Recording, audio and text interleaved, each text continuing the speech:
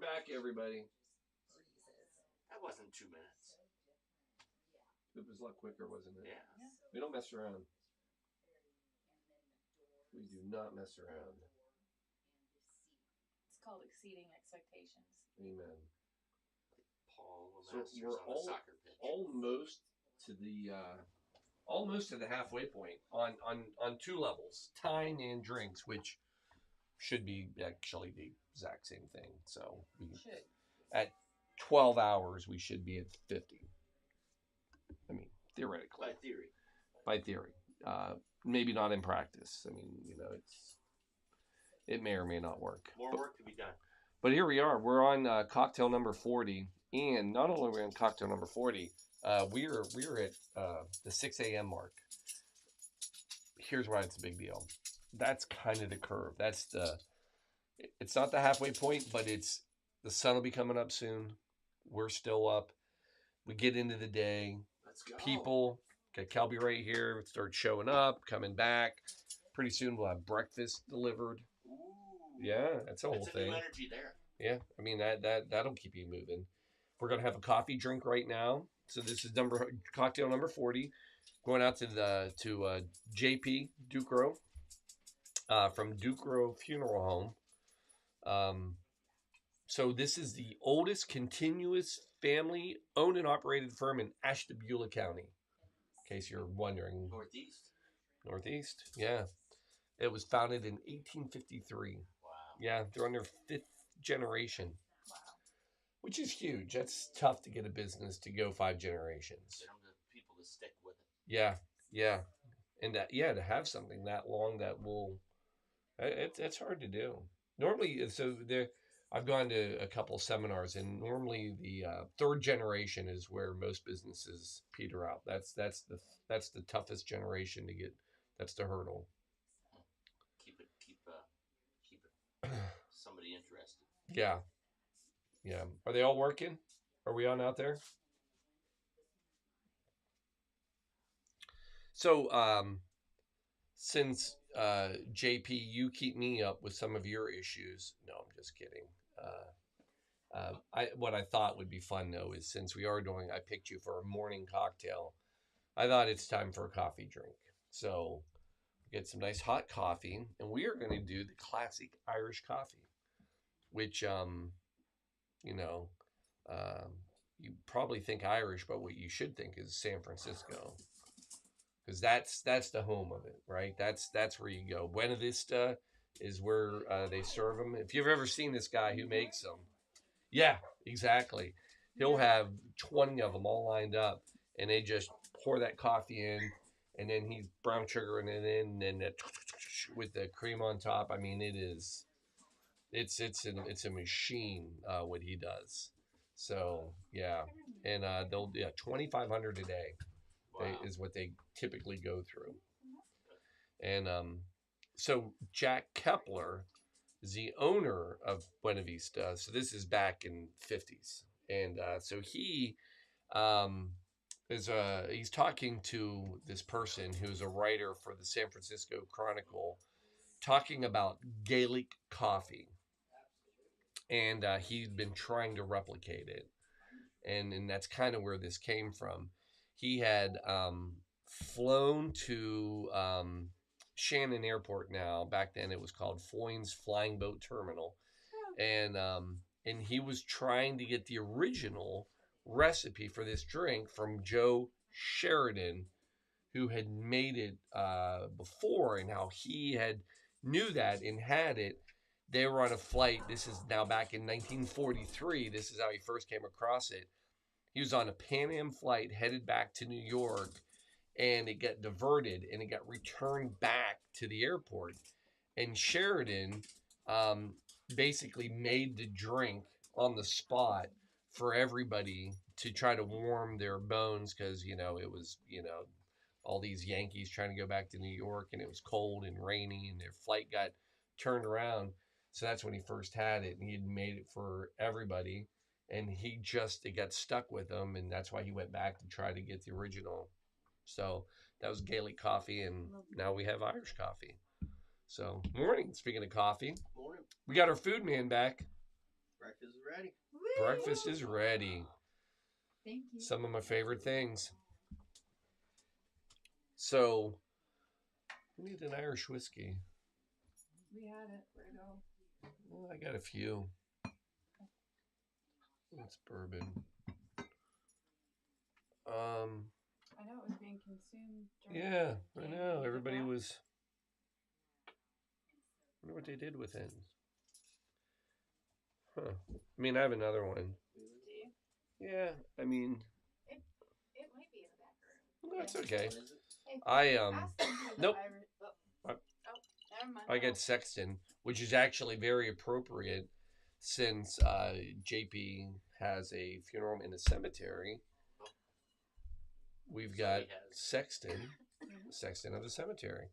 Actually, they have one of the coolest logos. It's a on their cap. It's a little skeleton with a Yeah. top hat. One of my favorites. And this is so. I always talk about different liquors, spirits, whatever that I've loved, and I use them for people that say, "Oh, I don't like that." So, like for gin, I go to Old Tom because it's like, "Oh, I don't like gin." Give them that, and I'm like, "Oh my God, that's gin." I'm like, "That's gin." There's a lot of different kind of gin. And when people say I don't like Irish whiskey, I go to Sexton. I've taken this to people that say that they don't like Irish whiskey for whatever reason, probably because they've had like Lafroig, that is peat heavy iodine, yeah, Band-Aid flavor, right? And so I give them this, and they're like, "Oh my gosh, that," and it's a single malt. I mean, it's a so anyway. We're gonna go with this, and we're gonna go with 1.5 ounces of Irish. Well, first let's not get ahead of ourselves. I dropped my little. You sit upon. Let's sit upon. I have a little seat that I have to use as the day goes on, but it slipped out from underneath me. All right. Oh, that was that. So that beeps on his collar too. You can hear it, right? Okay. He was upstairs, and I heard That was it me beep. trying to make sure that Yeah. he was behaving. So we're gonna go 2 teaspoons brown sugar. 1, 2. We're gonna do that little stir in our nice hot coffee. Is it still hot? Yeah. Yeah, I felt it. It's warm. And then we're gonna go with 1.5 of Irish whiskey. Look at this. I'm gonna do both of these at the same time. So aggressive at those skills. At Right? 6 o'clock in the morning. Right? And then pour it as I'm pouring. All right. Now, normally you would do cream. And last year I think I made my own heavy cream. Guess what we did this year, people? We bought whipped cream.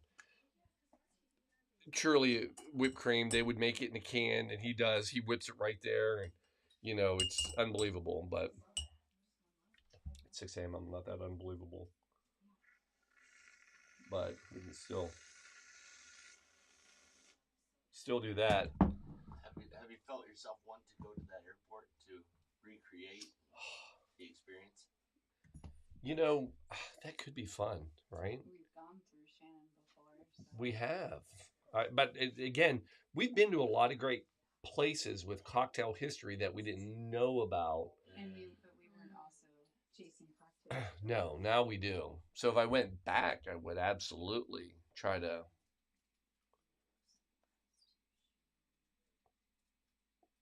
Ooh. Oh, yeah. That's pretty solid. I know, I'm trying. Hold on. There. That's fantastic. So can we fill you with the appropriate lift for a little bit? You get it all? Yeah. Anybody try that? Yes, I Yeah, would like yeah. to. Partake. So JP, there it is. There's your morning wake up. Little Irish whiskey. You good? Mm-hmm. You didn't spill any. Oh, that's good. Yeah, it's nice. So there it is. little Irish whiskey to get the morning started. Awesome. 41. 41. Here we go.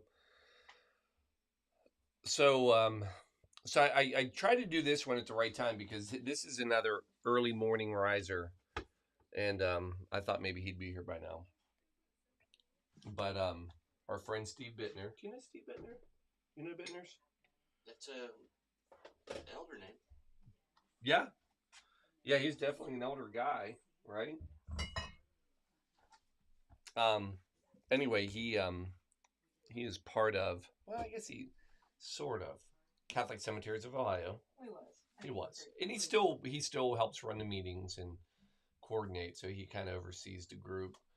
Um, but we've known him for years, and not only he actually, yeah, we'll find somebody with that one. Craig may want it. He so we do a lot of stuff with them, and every year they always donate to our coat drive. They also buy a lot of cover your ass merchandise and books and hats and hand them out to everybody. And so we always like to thank them, and we're going to do a cocktail for them. And I always thought that the stone fence had a. So when I think of cemeteries, I think of fences, because actually in some states it's required that cemetery has to be fenced. So Ohio doesn't, but it's neither here nor there. Um, they So the stone fence actually has um, I'm looking at some of my history. Oh, is this our stone fence? This is our stone fence. Yeah, let's do it. Are you okay with rocks for this one? Yes, I think I am.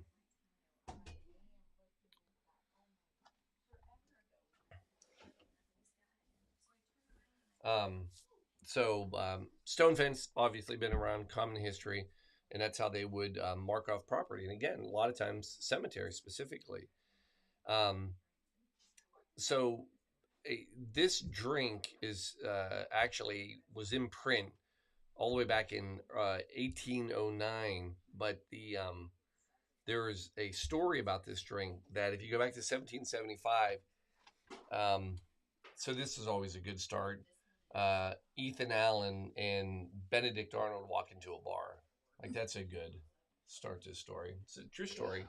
And they are planning an attack on Fort uh, Ticonderoga. Did I say that right?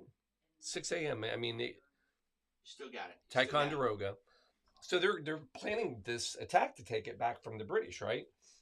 And so the night before the raid, to get ready, they go to the bar and get drunk. To where the best plans happen. It's typically where it is. And rumor is this is a similar drink to what they would have had, this stone fence. So if it's good enough for Benedict Arnold, Yeah. it doesn't sound right. No. Let's rethink that. Ethan Allen. If it's good enough for Ethan Allen, we're good. So let's make a little stone fence. So it's a nice, easy drink too. So a little of this. We're going to come in with 2 ounces of dark rum, which I have. Let me go down to my cellar here. I think I need to move this bottle for a little while. It's a little too large. There. Here we go. How about, this is perfect. Double aged. Our little plantation. Perfect. Dark rum. We'll go 2 ounces. 1 and 2. 5 ounces of apple cider. Is this 5 ounces? Yes? Yep. Are you talking to me? Yeah. Oh, okay. 5 ounces of apple cider. A little dash of Angostura bitters.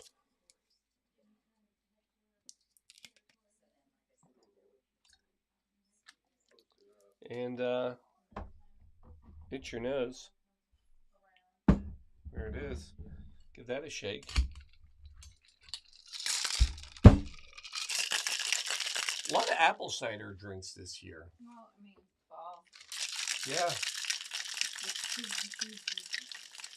Here's the part that amazes me. Now, 100 cocktails. I've shared this with you. Now, some people are like, Paul, pick whatever you want for me. And I try to find something.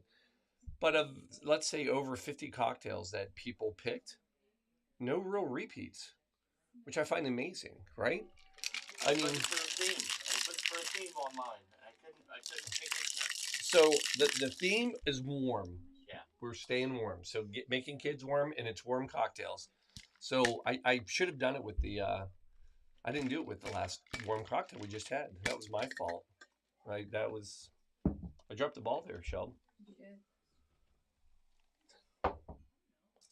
Never heard that before. Never done that.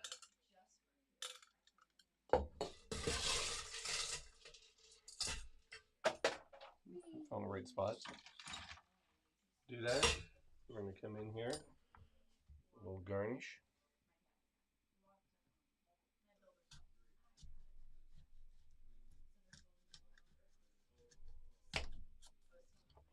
Oh, that's perfect.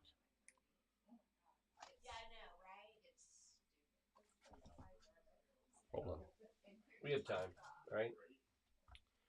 We're going to try something here.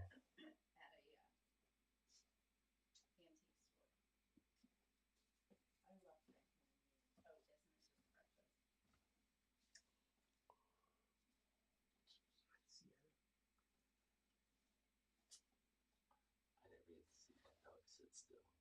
Huh. This is Her? so cool. Recently, I've seen her a lot through the window.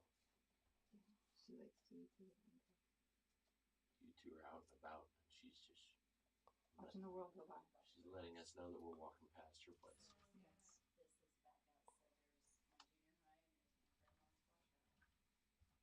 Or should I? That won't work. Do that. How about that? That's good. Does that look good? Mm-hmm. Here, let's do it then. Donor, you stay there. Yeah, he's like, yeah, I know that. Boom. There it is. It's a full cocktail. Hold on. Oh, that's good. Need a spot for that? Yeah. Here. Make a spot for Here, that. I'll take the. You sure? Thank you. That's a good little drink. Nice little rum. We take care of our neighbors here. So there it is, a stone fence going out to our Catholic Cemetery of Ohio in Cincinnati. Mr. Bittner, thank you for always helping us with Catholic Cemeteries of Ohio sponsoring us, and they also donate as well. So we have a Gary cocktail coming up. You're gonna love this one. We actually already made it, but we're gonna make it again. This says Shelby's name. Oh. Oh. Yeah. I don't know. Now this, timing-wise, She's reporting for duty. timing-wise, I don't know that this is the right time for this cocktail. I'm not gonna lie. Yeah, I'm kind of struggling with that. Yeah, that's this is definitely not like prime time of. You got your jigger. All right, trying to stay vitalized. Yeah, I So this was kind of the cocktail we did for your mom last year. Yeah. So I thought it was appropriate with Gary because normally this is what we will get when we're out. Now the only difference is when we go out with Gary, he won't get it dirty, but I'm going to make it dirty. This is our house cocktail. Yes. So, but he does get a dirty cocktail, dirty martini. So olive brine is not new to cocktails though. There's recipes that go back to 1901 that used olive brine in cocktails. Now, the first dirty a lot of people give credit to a New York bartender. His name was John O'Connor, and he would actually muddle the olives Ooh, and then use the brine as well that sounds amazing. to make the dirty. So take the olives, muddle them up, little olive brine, vodka, probably gin, but it might have been vodka, and that's how he made them. The term "dirty martini," a dirty, that didn't come about until the '80s, though. So it's kind of I'm going to show my age. I'm going to say newer, but that was 40 some years ago, right? What makes something dirty? So typically olive brine. So anytime you add olive, that's the dirt. That's the dirty. Okay. Yep. And a dirty Shirley. Yeah. Yeah. Now, FDR actually, um, people give him credit and say he actually always used to make dirty martinis. Now they weren't again called dirty martinis back then, but he made his own version, and he basically was known as the father of the dirty martini. He was a gin martini, and he coined a term with his. So he would serve these. He actually made one and served and drank one with Joseph Stalin. And when he would drink with these people, they would call them. I have to be careful how you say this word because it could go sideways.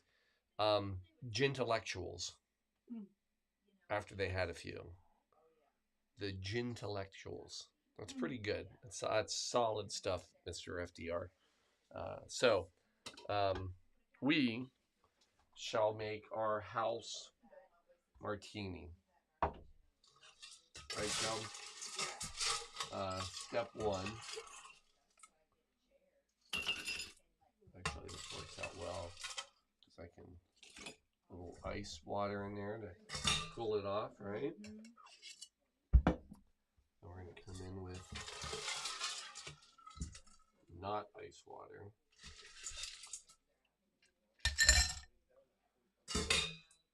But we are going to go vodka. Tito's okay? Yes. One of your faves. We typically go, I know it's going to seem like a large, but we normally go 3. What do we got? Okay. This is the guy. Oh, Now yeah. It's morning. Now it's a great day. Yes. This is my guy. Okay. You sure? Grab some breakfast. Yeah, get something to eat. Now it's an event. Shelby likes her martinis wet. Well, you sir. So, I'm hip for today. And I've both of these two cats. It's like now it's the event. These two men made this. Well, of course, with these two people, of course. But there are some staples. there it is. By the way, filthy olive brine. Do you do any olive brine? Not No. a dirty? You're not a... We're very much a whiskey house.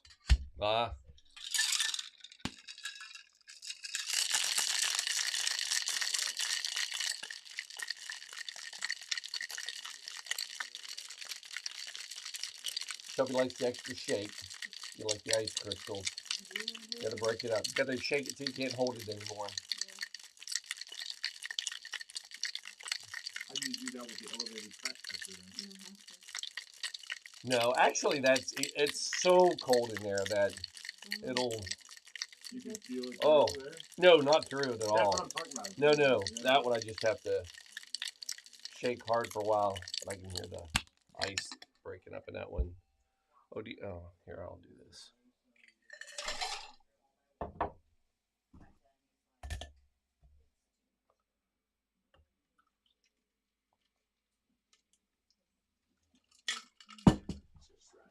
Just right. And then we'll come in here. Joey, I don't have a fancy one for you. That's okay. Breakfast of champions. Oh, boy, this is... The breakfast of champions. Yeah, you... Right there. That is one perfectly done, dirty.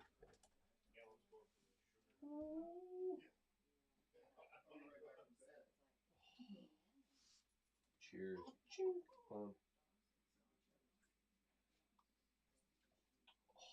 Let me set it up there. Yes, please. Thank you. There you go. Here's your breakfast. All right, there it is. Number 42. Oh, and now we got the Oh! cocktails. I wonder if he's ready yet. Oh, he's ready. Oh, is he ready? Which one are we doing? The inside? I don't know which one he wants to do first. I mean, I'll give him. Let me just throw that in there. We'll get rid of that. All right, done. That's just water.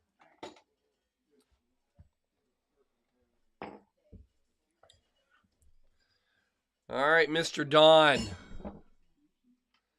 Which way are you doing first? We've got You too. You get the inside job. We've got the inside job up first, I think. On All the right, list. I love what it. I have here. Yeah, let's do it. Denver, don't move. Here, I'm sliding. Oh no, you can't slide. You got to be part of this. All right, talk me through it. Because we're doing, and I don't think you've done this yet. You've not done the Sazerac yet, right? I have not done the Sazerac yet, but we have one later. We have one later. Yeah. So another great New Orleans cocktail. And one of the oldest cocktails out there. I think one of the oldest, no, the old fashioned is probably the oldest, right? Arguably. Although at the end of the day, I'm going to argue that there's actually arguably a British Navy cocktail, grog. That is older than... But it wasn't really a cocktail, but by definition it was. They just watered down rum and would put a little bit of lime in it. But technically that's a cocktail, spirit and all that. But right. That's not until 6 p.m. tonight. That's 12 hours. It's 12 hours now. But at this point, we're 10 hours into this. So, yeah. It's only 12 hours. Yeah, it's only 12. We're almost halfway there. All right, so this is a riff off of a Sazerac. I love a good riff. Yes, so you've got the history on this. Yeah. So I only on the Sazerac, 1930s, Hotel Monteleone. This was the Carousel Bar. Where this one started. Did we do the Sazerac then? No, we didn't do the Sazerac. No, we did the Vieux Carré, which was also there, which was also because, yes. Yeah. Oh, sorry. I thought you asked if we have one there. That's why I said yeah. The only place to have the Sazerac is at the Sazerac Bar at the Roosevelt Hotel. Yes. Which was that was an awesome experience there. Yeah. That was an excellent experience there. Yeah. It's a neat little spot. And arguably, I think it was probably New Orleans that got Dawn and I into the cocktail culture. Probably, that night with Clarence, one of our favorite bartenders there, taught us the beauty of the balanced cocktail. I remember you sent pictures. Of that. Yeah, yes, of I remember that night. Yes, that was actually an incredible night. Food and by the time we got back to the hotel, we were like, oh no, Sunday's going to be a rough day.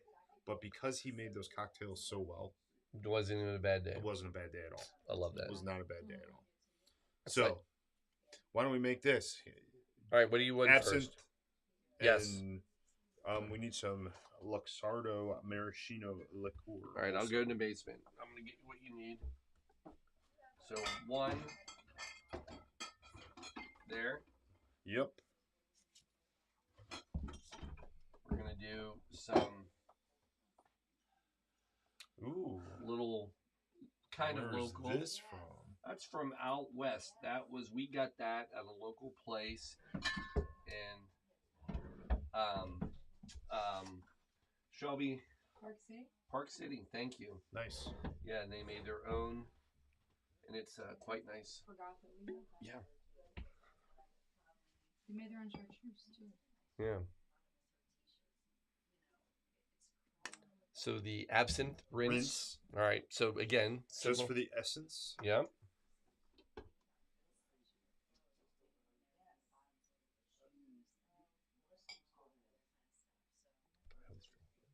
Well, just kidding. All right. Sugar Nice. cube Nice.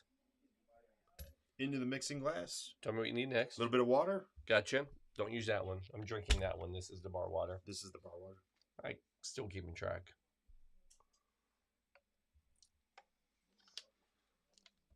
Bar water. You're still keeping track. Yeah, so far. I like it.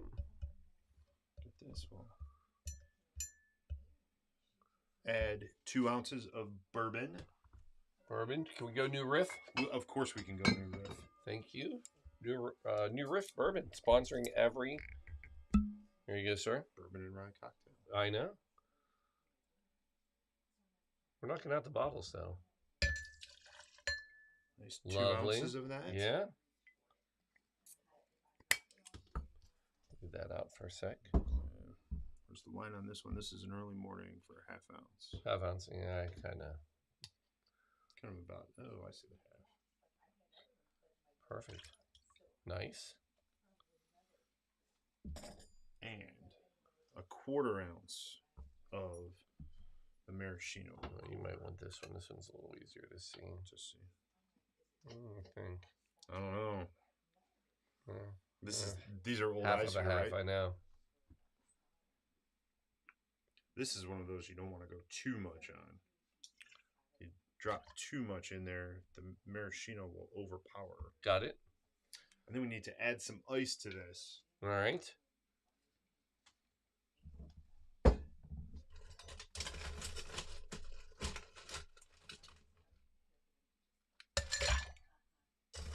Love it. Give it a nice healthy stir. So the inside job. The inside job. Now I know to riff on that. Did you have this in New Orleans or you We found did not. this one? We You just guys found this one. We just found this one pretty recently. Okay. Looking for cocktails for For the show. yes. And as you know, good participants do, we tested a few of them out before we decided on this one. You don't want to go in blind. Right. Although we go in blind about every Sunday with a new cocktail. That is how we ended up with beef consomme and beets. Two different cocktails.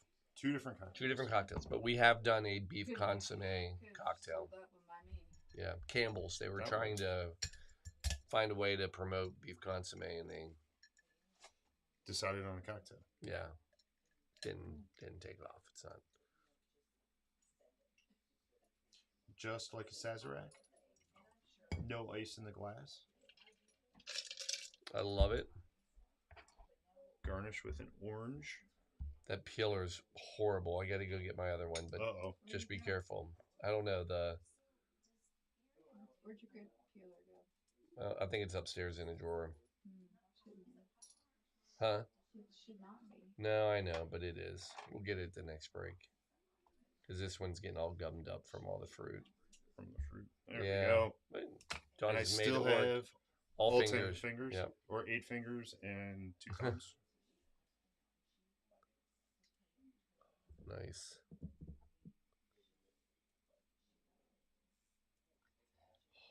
The inside job. I love it. All right.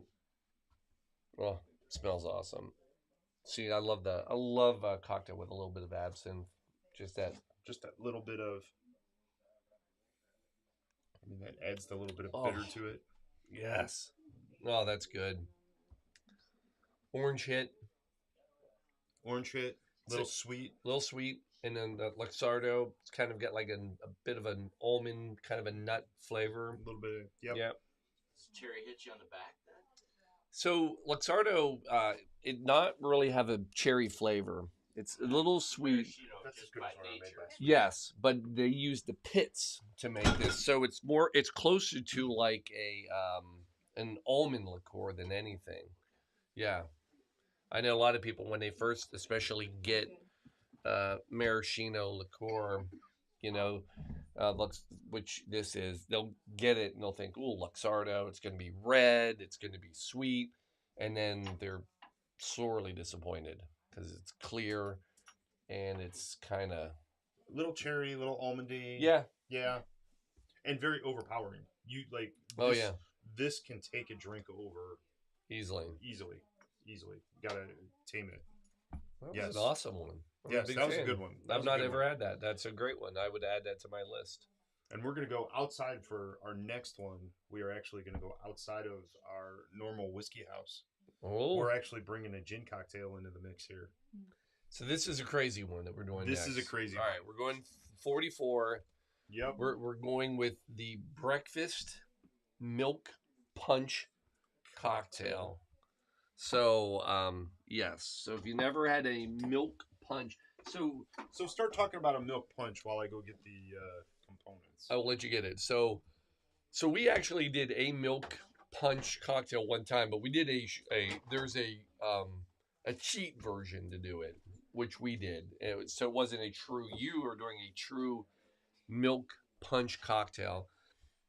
So the story goes, it goes back to 1711, and there's actually someone who started this. It was a housewife, Mary Rocket, and this is the earliest recorded version of it.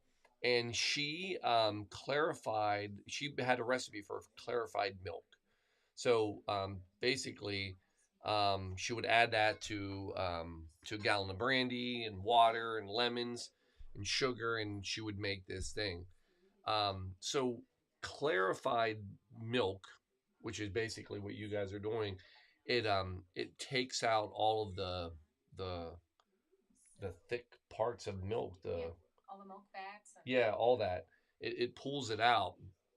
And actually, this was a thing back in 1700s. Why was it a thing in the 1700s? You couldn't store milk because it would sour. You had no refrigeration, so they would clarify it to pull all of that out, and it was a way that they would be able to keep milk stable for a longer period of time. It's just a matter of time before somebody said, "Hey, you can add rum to this, or gin, or whatever." So, but this is a absolute process. You don't. One does simply not make a clarified milk punch cocktail. This is a lot of process. Let me move this. I'll move my water. Yeah, we have a whole. Yep, sorry. Oh, get rid of this. Sorry, new riff. This is not a bourbon cocktail. So this is a whole thing. This is science. All right? It's science. This is a lot of patience in cocktails. Yes, but good things come to those who wait. Amen. So, thank you. The last thing I need is a little bit of honey. Honey syrup or honey? Honey. Honey. I may have a little down here. If not, we can get some upstairs. Yeah. I think we have to get some upstairs. I think mine's gone.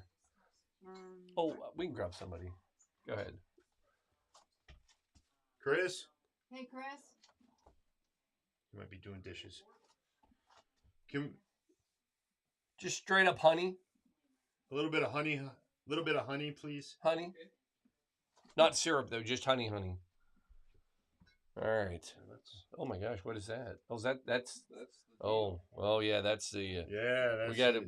Don't get ahead of ourselves. So this is totally a chemistry experiment. All right. So literally it's in a beaker. It's in a beaker. Yeah. And we actually started this cocktail at 5:00 yesterday afternoon to be ready for 6:45 this morning.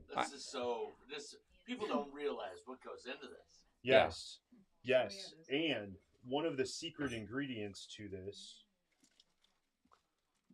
I told you it's breakfast. Fruity Pebbles. We started by infusing Fruity Pebbles for 2 hours into the milk. So as a child, you know that Fruity Pebble milk that you drank at the end after? while you were watching cartoons. Became the base for this cocktail. Kids don't know what that is these days. No. They don't have cartoons. Not at all. No, and they're probably not allowed to eat Fruity Pebbles. So, and I don't know if you talked about this or not, but this is not a cocktail that you can make a single cocktail of. Okay. This is something that has to be batched. There's no way to make a single cocktail and like do all these steps. It wouldn't be worth it to do all these steps because of the chemistry involved. It's almost like baking. You've got to be very precise with it. All right. So we've got the milk, 2 ounces lemon juice, 2 ounces lime juice. Mix in with some strawberries. Then we're gonna muddle the strawberries with the juice. I know, isn't that a nice one? I just have a plastic one. I don't know where This we is got like this muddler from. Monogrammed. Now we brought our show on the road. I saw the travel. We brought our show on the road because of this project. This I really love is that a project. So, muddle the strawberries together. It looks like already. I know there's no milk in that, but that already looks like Frankenberry cereal milk. Kind of does. You're right. All right. We strain our strawberries. We strain this into one of our mixing glasses. Multiple mixing glasses. Multiple mixing glasses. This really is the lab. This is the lab. It's like I would say an afternoon project, but it's literally it's an all day project. Yeah. And to this, we now add pineapple juice. A little bit more acid to help with the. I was gonna say we have this is like a tiki drink so far. It is. Oh, and especially when we start to add the sugar. All right. Because as if Fruity Pebbles don't have enough sugar in them. Now, how much sugar are we adding? So when you follow the recipe, this ends up being about 1/3 of a cup of sugar. All right. Okay. It's a lot of sugar. It's a lot of sugar. I thought the lava flow was diabetic. Yeah. This is like a lot of sugar, right? And this is Saturday morning cartoons. Well, you're Saturday morning cartoons. Where sugar them up and sugar. What do you need? send them out to the backyard. How about this one? This is a nice one. It's a nice 2-ounce sugar. Yep. To this mixture, I'm going to add 8 ounces of 8 ounces. gin. It's a batch. It's a batch. It's a batch. Right? It's a batch.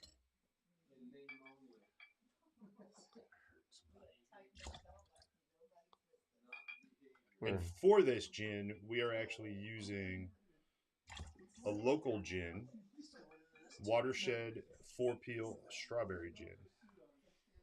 You'll appreciate this. So I sourced my Pappy. By the way, if you're out there, remember we have a bottle Pappy Van Winkle. We're going to raffle off at 8 p.m. tonight. Am I on the right day now? Yes, it's 8 p.m. tonight. So have you checked your phone? I will. But he delivered, and there you go. What do you have that little whisk? That might work. Oh, yeah. To mix this all together here. Oh, we could do that. Are you a little tired? Yeah. We will mix this all together here. But he came over, delivered the Pappy, and I said, hey, take a look. Now, this place was a mess when he came over. And I said, I don't know if I have anything for your palate. This guy he's telling me, he's trying to consolidate.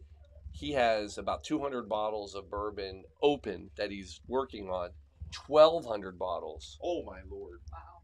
Of other things. So he looks around and he's like, are you going to open that? And what he pointed at was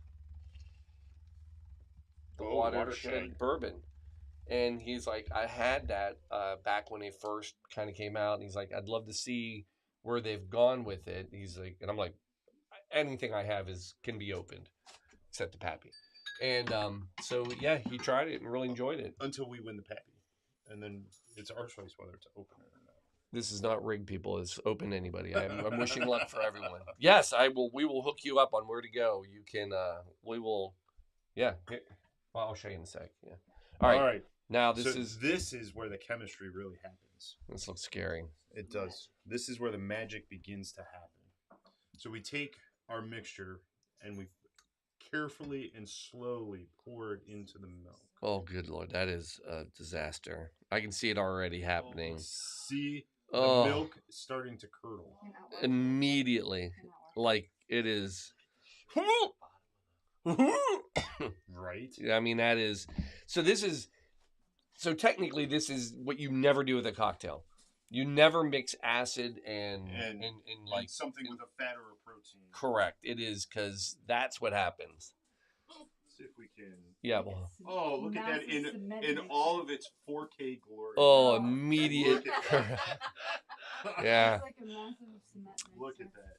It is. So, and now we're ready to drink it. We are ready to drink it. We'll pour in shot glasses and start going from there. I was like, I'm out. So, like, from here, we actually let this sit for 5 hours before we started straining. Really let it curdle. We really let it curdle. Really want we that. let it settle, and it cement mixer. There were big curds. I mean, we can make cheese from this by the time this is done. We could make cheese from this. Sounds Fruity Pebbles cheese. Sounds lovely, right? You're really selling it, right? Sounds lovely. So after letting this work its magic for about 5 hours, we started to strain it. Okay. So about midnight, we started to strain the cocktail. All right. I did not finish the last strain. We put it through 3 different strains. Did not finish the last strain until about 10 minutes ago. All right. So it ended up straining a total of about 7 hours. No. And this is what we end up with. Wow. So we go from this to this. The clarified milk. Fruity Pebbles milk punch. I love it. So, and now it's ready. Now this is ready. That's ready. The magic's there. The magic of television. Is that our garnish? That's the garnish. This will it be our has garnish. to be. This is why we need the honey. So to do one that first of all. Oh yeah. Let me do this while you. Oh wow. I mean, Shelb. Oh, I've been smelling. Yeah, that's how I will get you a new knife. Oh no, you're fine. I did the same thing when I. What's that? I thought the clarified was the next drink. I didn't realize that I was like part of TD production. This was awesome. Yeah. Yes. I know. And this is a special person because I've not seen too many people step behind the bar. This must be someone that you find near and dear. Oh, absolutely. Respect and allow beyond Shelby, of course. Yeah. Well, and a small young girl that probably was illegal too. Right. You missed that. So the very first cocktail we had, she's at least 10. Yeah. But it was a Shirley Temple. It was a Shirley Temple. It was a Shirley Temple. We did a mocktail. She did a great job. We do have one of the 3 Blue Monkey Quarantina locations. You had the second one. Yeah. You had we have the first one outside of Cincinnati. Yeah. The first remote. Yeah, that's right. During the quarantine, we were the first. And we did a show there. Yeah. Was that our first remote? That was the first remote. Yeah. We did the We did the is it pronounced frappe? We did the absinthe frappe. Absinthe frappe. That's it. Yeah. With Hilton Head absinthe. Yeah. Yes. Yeah. So garnish with Fruity Pebbles. Oh, look at that. I mean, this is Make sure you pour the right one, please. I am pouring the right one. Did you with Captain Crunch? Ooh. Probably. Now, see why not? I know the answer, but I just was saying you could continue to. We could probably continue to strain this. How clear could you get it? I don't know. I don't know about this. This one was. It's probably not going to get a lot clearer. Okay, I didn't know. And on our test one, it was about this clear. Yeah. It was about this clear. Now, when we first started toying with the chemistry experiment, we tried a paper plane. And a paper plane is very orange when you make the cocktail. The one after we clarified it, it was almost clear. It was almost clear. That's crazy. It's absolutely crazy. So all right. Could you, if you continue to work on that? You want to try it now, don't you? No. But I mean, could it be that batch be finished by the end of the telethon? Potentially. Mm-hmm. We could take a. You know what? We'll take a look at it where we're at the end of the telethon. I was just curious. Because it doesn't need to curl for 5 hours. Ooh. It's at least. Wow. It is. Oh my God. Yes. That's just fun and fantastic.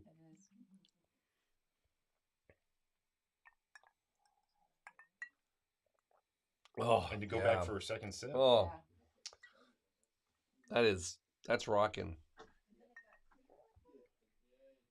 That's good. That That is is good stuff. That's really good. The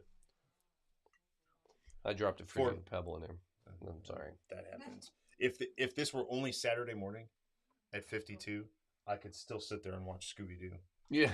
And go back to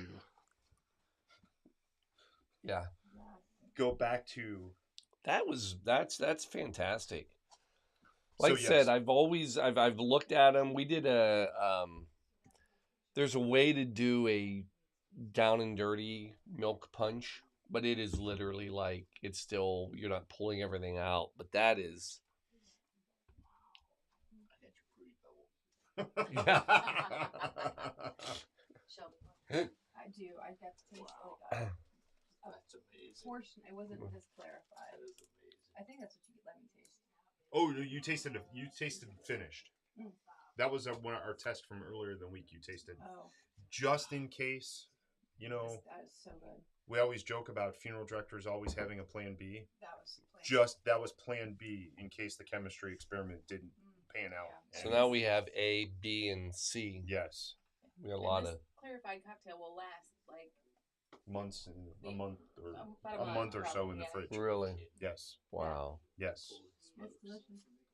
Yeah, that's fantastic. Well done. Thank you. My gosh. Thank you. I'm gonna Thanks go. Thank you for having us. No, I'm gonna go take a nap. You can continue to go. I mean, this is some great stuff, right? Golf clap. Yeah. Yeah, golf clap. Yeah. Is there a cocktail clap? What would a cocktail? that. You're Yeah. inventing it I right don't now. know. What's a cocktail clap? Is it when you I- Oh, dude. Probably be something like this. Oh yeah, there you go. Yeah, Yeah.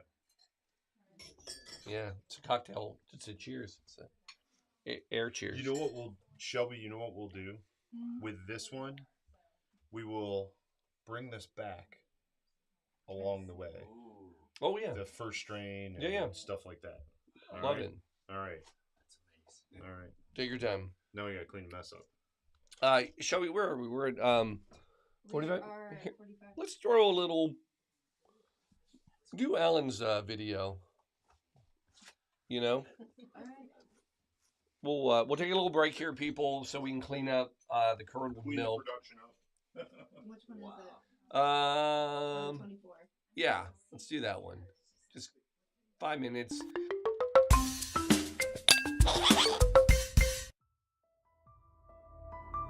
We went out and we bought 4 coats. That was the coat drive. And we bought 4 brand new coats and we went down to St. Vincent de Paul.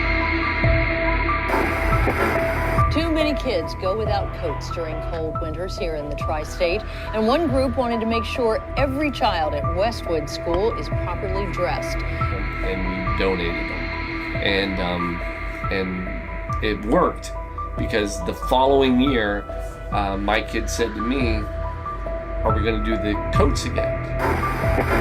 It snowballed from there, eventually turning into an avalanche of giving. We just kind of kept growing from there until eventually we were at 500 coats.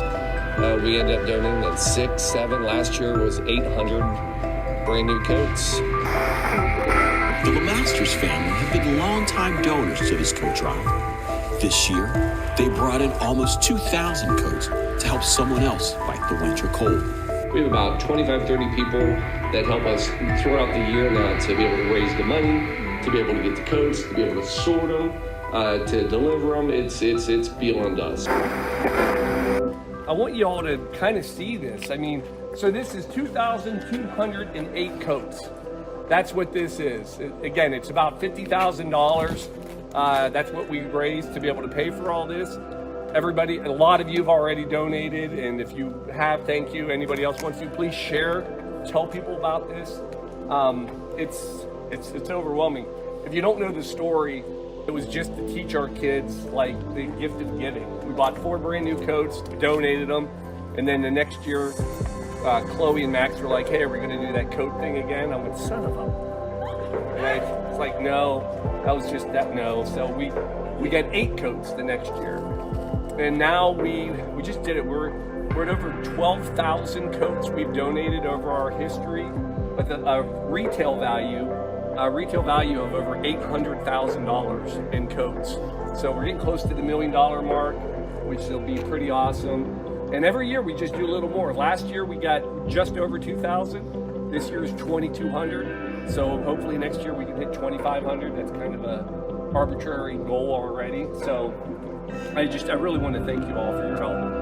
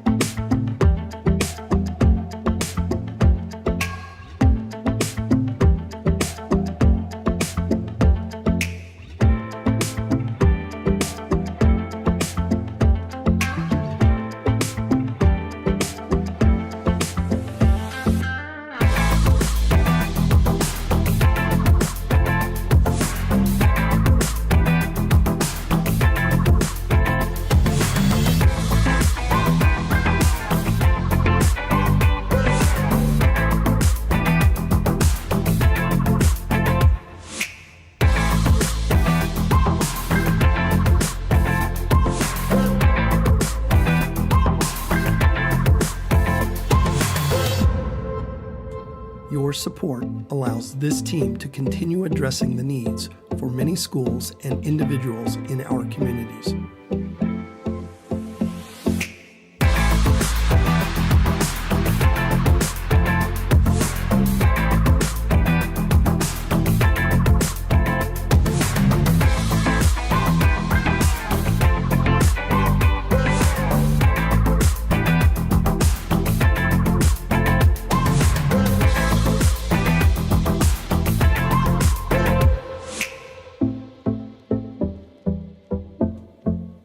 It started with 4.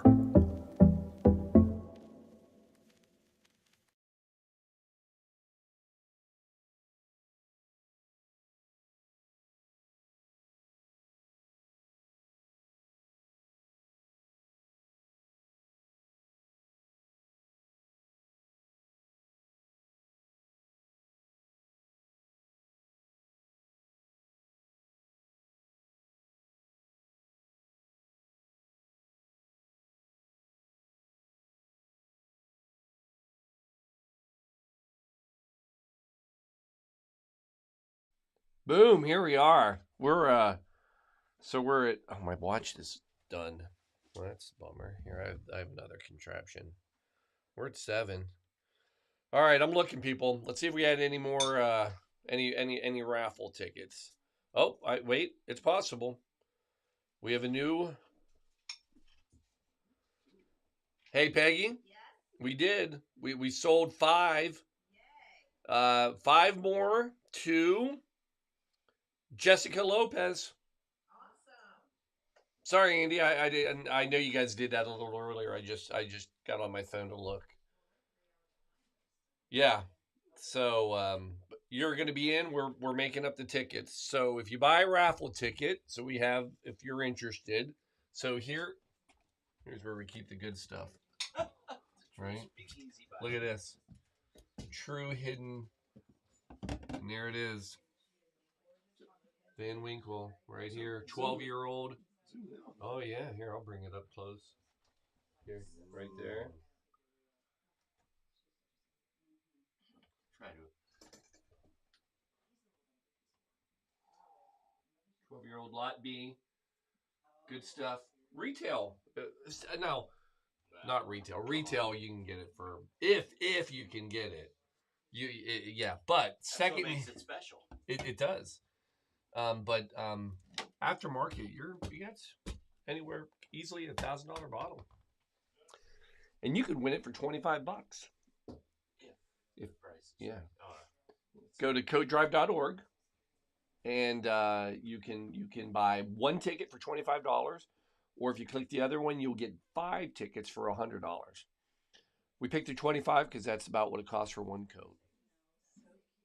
So every chance you take to win a bottle of booze, so you can sit and drink, thinking about these poor kids out in the cold. Make yourself. Oh, that doesn't sound right. That's no. I'll work on the sale. But anyway, no. But it's something to keep you warm as you help with your donation to keep kids warm as well. And again, we do not give any of the Van Winkle to the children. That is, they get the coats. That's it. No alcohol. So there we are, Alan. Cocktail 45. 45. We're getting close to that halfway mark. Magical halfway. Remember? So when we first started, first year, 4 years ago, 50 cocktails. Yeah, we did. We'd almost be done. Now, we also stretched it over 24 hours still. So I told people it was almost harder because, it was a half hour. It was basically, you got to make stuff up. Yeah, it was 50 episodes of the cocktail show, and it's a lot to. You did 10 minutes of research. Oh yeah, it's pushing almost 11. 11? Wow. So I was like, let's tighten it up. Let's go 75. We did 75, and I was like, child's play. Let's go to 100. We did 100 last year, and then this year I said, let's keep it at 100. We're good. We're good. Now the other thing is people are waking up. I'll share one other story, and that is, everybody's like, Paul, you don't have to do it this way. Like, just don't. Like, do it just for 12 hours. Start at 8 a.m. and at 8 p.m. Why wouldn't you? Why not? And here's why not. Because I want it to be hard. I want people to talk about it. I want people to be like, why? Because when you ask why and then you look at it, you're like, oh, he's really trying to make noise. He's trying to get you to think about it. That's what we're trying to do. We want to raise awareness, not just money. So the reason we do it and we make this harder than it needs to be is because it is hard to do. And so this is how we do it. I don't know. We might come up with a better idea. I doubt it. We're not that smart. We just, Maybe. If it was, he wants to make it hard, he should run everything. Talk. Let us go sleep. Oh, we can just do it all. One man. Nah, I appreciate that. I don't want to make it that hard. But here we go. We're on to number 45. Good friend of mine, Gary O'Sullivan. So he is a sales guru. Now, I would like to say sales guru in death care, but that's actually just part of it because he actually has gone way outside. He's had a lot of huge companies that he works for. He does sales. He does company culture. And I mean, just can sit and listen to him for hours. He's a great storyteller. Love listening to him. One of the things, so I've gone through a lot of his classes on sales. And one of the things he always used to say is, he says, your sales can't get better until you do. So it's a great little line. And I actually, years ago, when Max Sane, like 3rd, 4th grade, doing the magazine sales, remember? And I told Max about this approach, and I said, you have to do all these things. And he's like, I'm ready. And I recorded them, and I made a video. I'm not going to play it. I won't do that to you, Max. I do play it a couple times at different programs. And here he was, and he did it. And at the end of it, he's like, you don't get better. Your sales don't get better until you get better. And he rattled it off, and I showed it to Gary. So anyway, I will always hold that one. But he's also a car guy. I forget what year. I believe he's got a pretty solid antique Corvette, among others. So I searched for a car cocktail, and now I will tell you the drink we're gonna do is the Monte Carlo. Now it's a classic car. It is pretty sure not what this cocktail was named after, but I'm gonna make it a car cocktail. Yeah, this was actually tied to Prince of Monaco, and who married Grace Kelly in 1955. But still, it's the Monte Carlo, and we're going to go with that. Yeah, so this cocktail goes back to 1937. So it's got history to it. Here's what's fun about this drink. We're gonna make it. This is what's called a scaffa. I might be saying it wrong. Scaffa cocktail, which it's a drink that is mixed and then served at room temperature. So you intentionally don't use any ice. So all you do is we will make it right now. We're gonna take rye whiskey. So new riff. We're gonna. Oh my gosh! Not only is it new riff, it's a new riff. This is always an exciting time.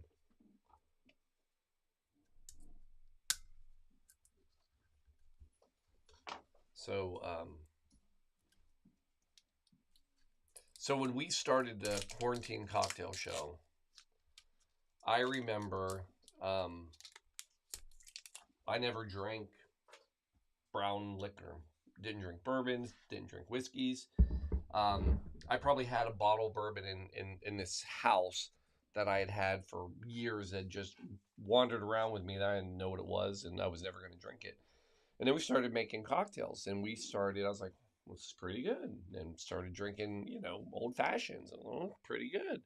And, Alan, I like where you went. Let's grab that one. I didn't know if it was the same. It is. I mean, it's probably an older batch, but here, I'm going to trade you. You can set that one up there. We have a splash still. So anyway, I went from never drinking it, and then during the quarantine cocktail show, I found myself saying things like, my God, we're out of rye. I have to go buy another bottle of rye. Like, I never thought I would drink an entire bottle of rye in my life. And I couldn't even tell you how many we're in. Lot. I don't like to think about that. So anyway, we're going with the rye. 2 ounces of rye.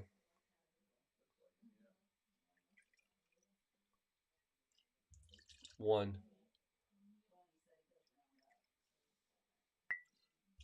2.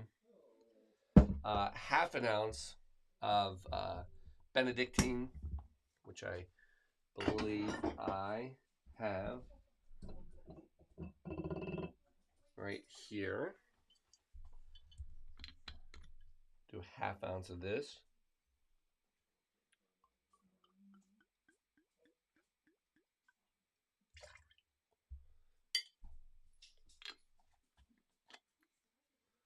Then a dash of Angostura bitters.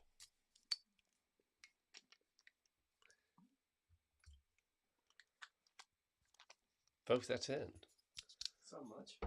Huh? It's not much. No, you're going to give it a little stir. Just to kind of put it all together.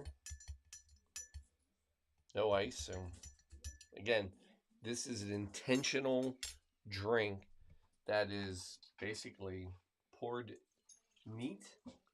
But again, scaffa. So a neat drink would be just a single rye, neat. Scaffa is a mixed drink served at room temperature. And here's the other thing about this. There is specifically no garnish with this cocktail.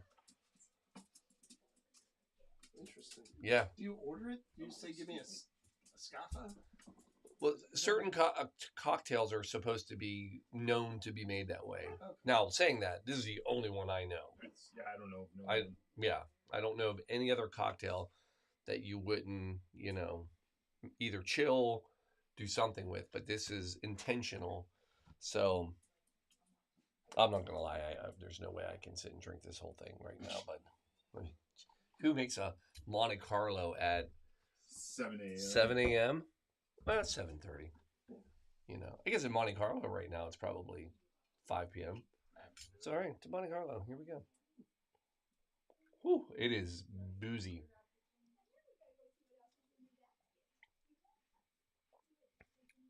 Oh, it is. It's hot. Yeah. So, Don, let's try a little scaffa. Scaffa? I don't know. Scalpel? It is boozy. Yeah, I mean it's you. I mean you. You can feel it. Would say it stings the nostrils. It does sting the nostrils. It is. It's a sipper. Ooh. Right? It is. All right. All right, Gary, there's your cocktail, Monte Carlo. I'm going to do better for you next year. And what I mean by that is one of two things. I know he's not a big cocktail guy, so that's not going to do it. But we're going to work and find something. You're not going to chug that? I am not going to chug this. No one, Alan? No. Chug it? No. Want to try it? Let's give it a sniff. You got to, well, the sniff's the worst part. The sniff. If I'm here. Yeah.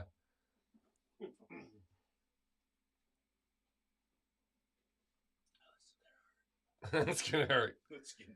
That is, yeah. Kentucky hug in Cincinnati. Yeah, that is. The next one's going to be a little easier on the nostrils and everything else. Warms the cockles and the subcockles. Oh, I didn't know I had cockles. Yeah, it's a lot of cockles there. I'm gonna give you this too. Yeah, you don't. Yeah, that one's. That is not a. This is warm. It warm is. in the theme. That is, you know what? We could have made that a warm cocktail because that one it burns. That's got heat.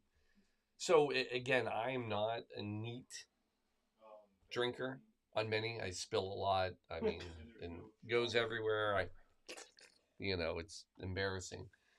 But I like ice in my drinks. I like cold drinks. I like bourbon with ice in it. I like the watered down because I feel like you can taste more. Because some of those, that's so hot that it almost burns, that you lose some of the flavor, I believe. You ready for something that isn't hot? Is that the next one? Next one. We're going, this is a classic. So we're going with the espresso martini, which is just a fantastic, one of Shelby's favorites. I've said that to a few cocktails of yours. Just. Oh, what do we got? Did we lose? Nope. Oh, did you jump ahead? I jumped ahead. All right. It's all right. Oh yeah. It's only for a moment. Yeah, it's fine. We're solid.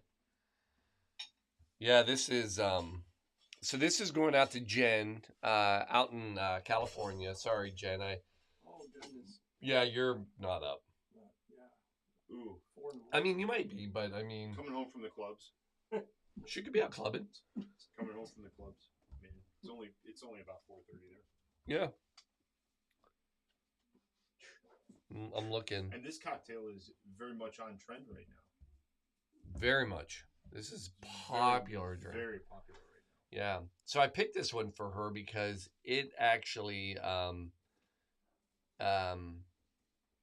well, it's trendy. It's not why I picked it. But so this actually is credited to Dick Bradsell, who's a British bartender.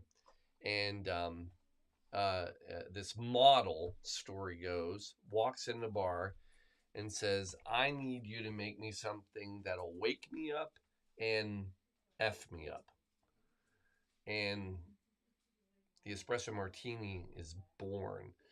Now, at the time, it was originally known as the pharmaceutical stimulant. Why? You're gonna get that. No, I that was just what they decided to call it. I got nothing other than, they were great at names. This is probably in the 80s, and that sounds like something you would do. And then it went to the vodka espresso, and now we have the espresso martini. Classic one though. It's a delicious drink, made right. It's perfect. espresso martini is actually pretty doggone easy to do. So a couple ounces of vodka.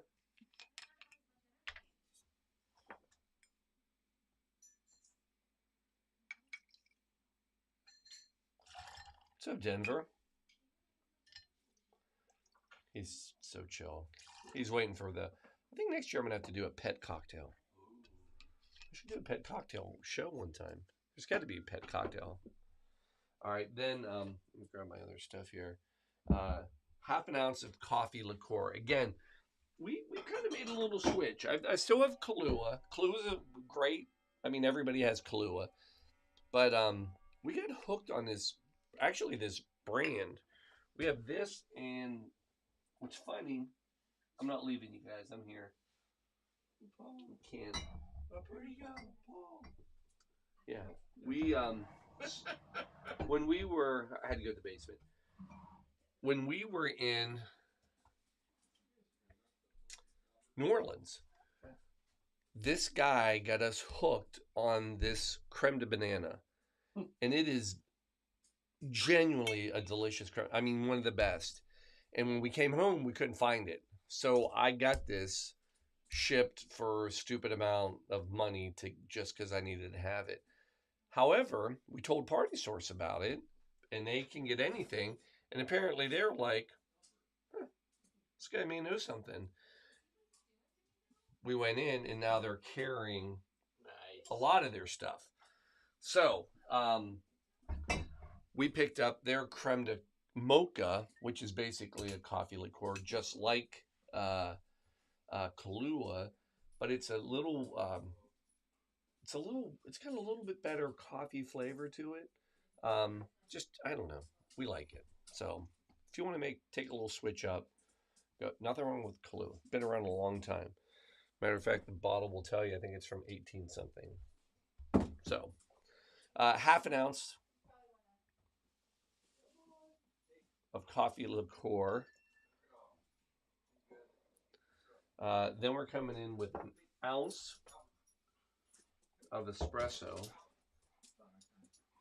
That's way more than an ounce. I love all this pre-made, you know. Look at that. Look at this. I mean, they're on it back there. So an ounce.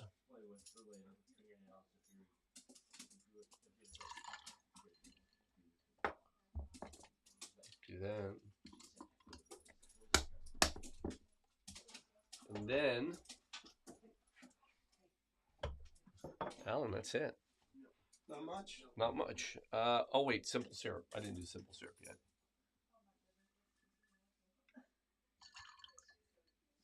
All right. Now that's it.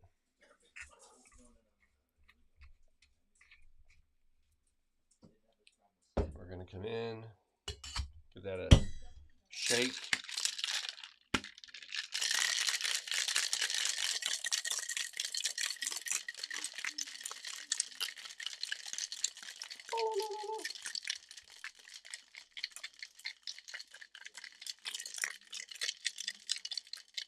Got a smile. Did we break this 7 o'clock? We did, didn't we?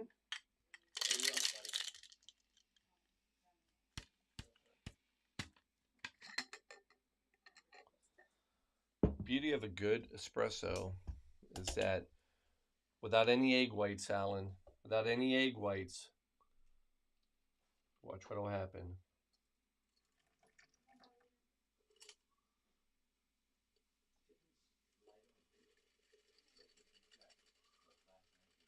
Should get a little frothy. Not bad. Didn't hold on as long as I wanted to. And then what we're going to do is, anytime you get an espresso, you should see on top 1, 2, 3 coffee beans. The fly, there's a whole story and rumor about that, but they represent health, wealth, and happiness. So any espresso martini should always have 3 coffee beans on it. Mm. Oh, yes. Are you out? Kelb, thank you so much. The sun is up. Is it up? The sun is up. Sun is up. You've done your job. I have. For another year, you're still up. I'm still up. I made it through the hard part. Thank you. Sure. See you, sir. You, sir. Good luck. Yep. Congratulations. Good luck. Bye, Denver. Don't forget to go log on, get your Pappy tickets. I gotta find $25 somewhere. You got it. I know you do. Odds are we'll have fun. Yeah. All right, there it is. So, Jen, there's your espresso martini. I would hand deliver it, but you're in California. That's a tough hand delivery. That's a long haul. That's a long haul. I'm going to give you that All right. back. I'm going to give you both of these. I guess I'm going to give you that too. And Ready? we'll just... That one too, probably. Yeah, that one's done. Good. Okay. All right, Denver. Oh. Sheldon? Can you help theme me? Guess what, Alan?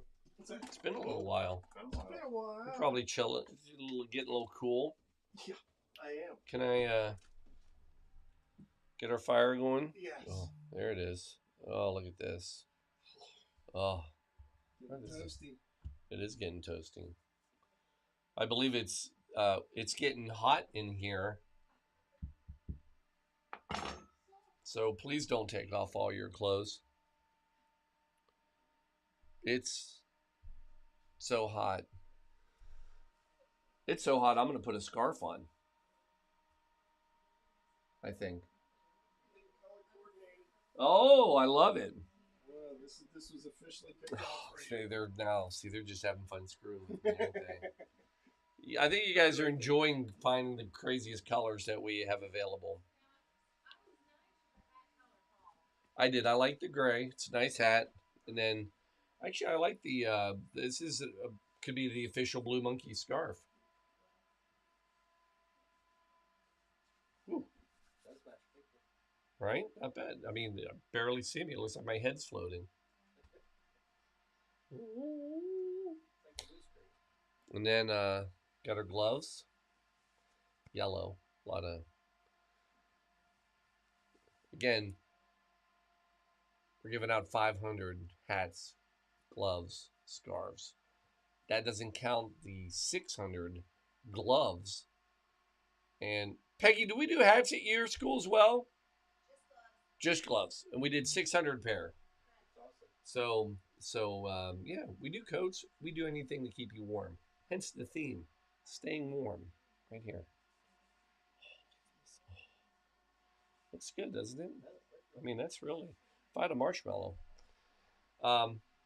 Hey, audience out there, I've got a fresh espresso martini in here that somebody should come get. Probably go good with a donut.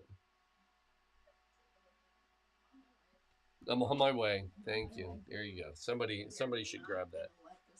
No, that's a good.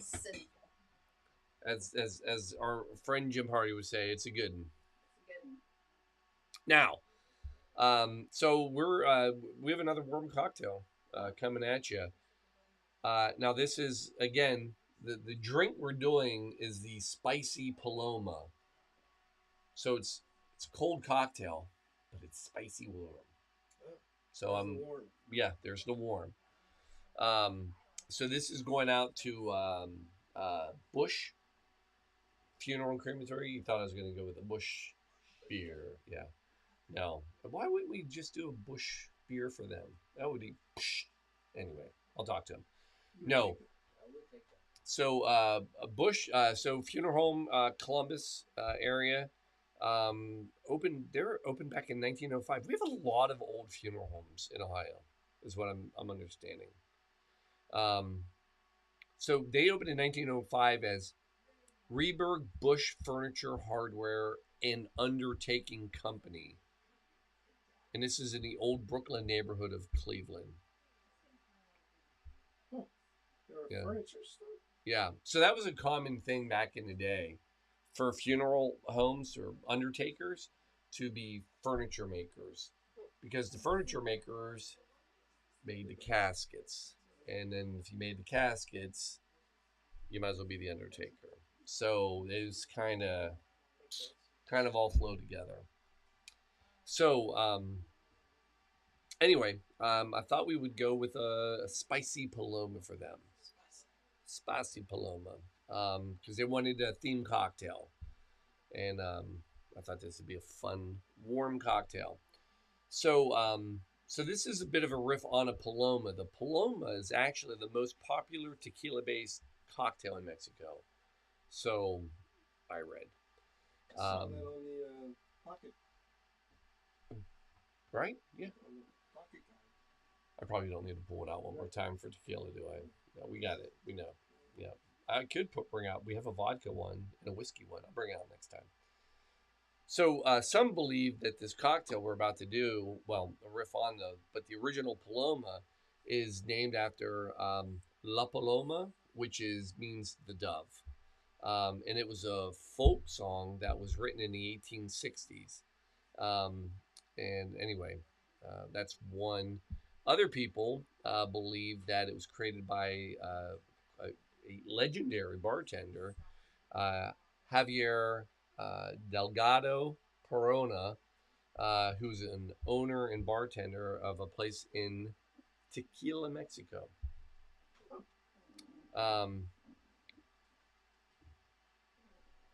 So there you go.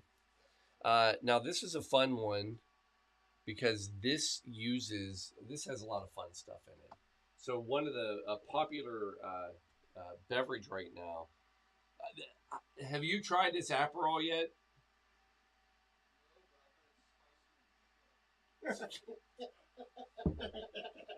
So this actually has part of it a Thai chili infused Aperol. So Aperol, an aperitif, Aperol Spritz, which we're going to do later, very popular.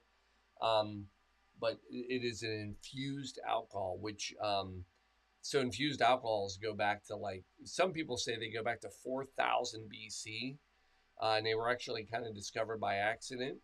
And when people stored their wine or even beer in containers with fruit and herbs, it would naturally get infused.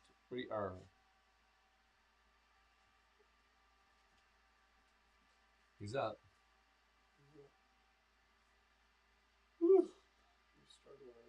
Yeah. Yeah, I think he's just so tired. We've wrecked their schedule. It's amazing that more people don't stay up all night. Yeah. 24 hours. I mean, it's good for your body to reset it. All right, so fun cocktail. I've never made it, so I'm saying it's a fun cocktail, but we're going to find out. It seems like a fun cocktail because it's got a lot of fun stuff in it. So start with a little ice. We're going to come in with some Blanca tequila. No, I don't have mine. Let me use this. This is such a fun little. Oh, that's nice.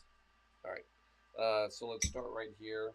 And we're going to go 2 ounces of tequila.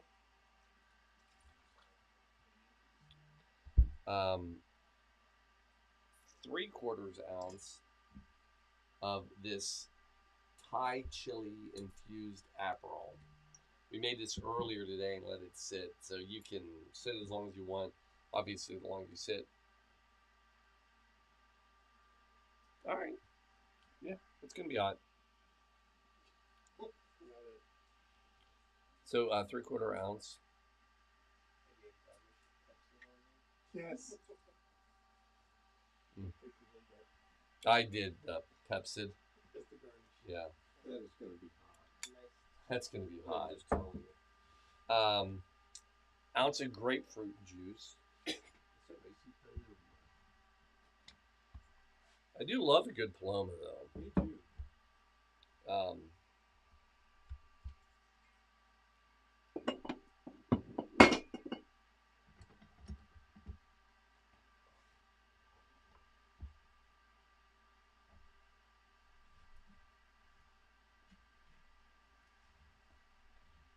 Good grapefruit.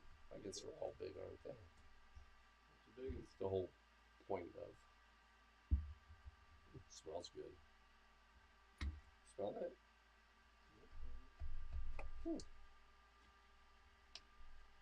All right. What else?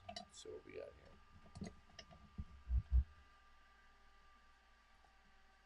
I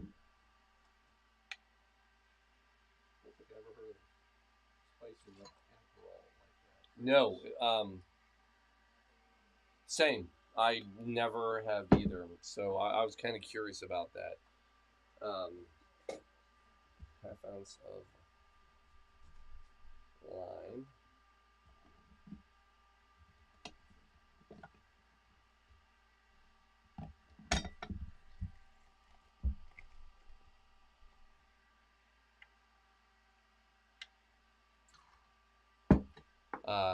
Half ounce simple syrup. Uh-oh.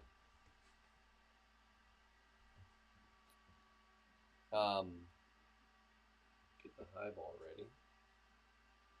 All right, I'll work on this. I'm going to garnish it with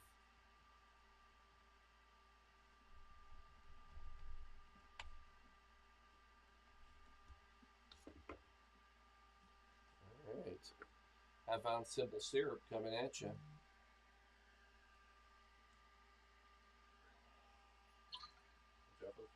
So I know, especially with that Aperol on fire, on fuego.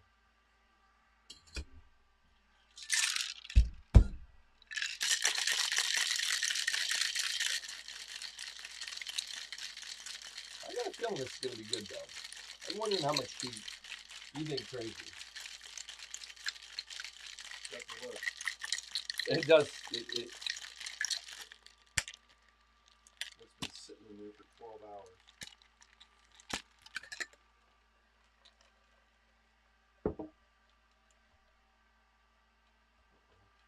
Oh, good.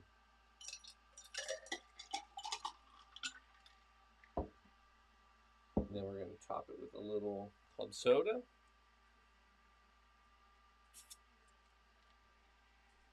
Looks like a Paloma. Yeah.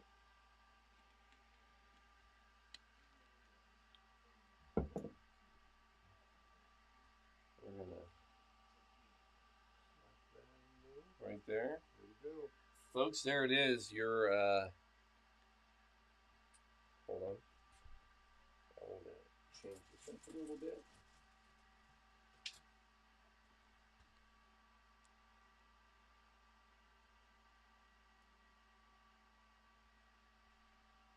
That's better. Let's see. All right.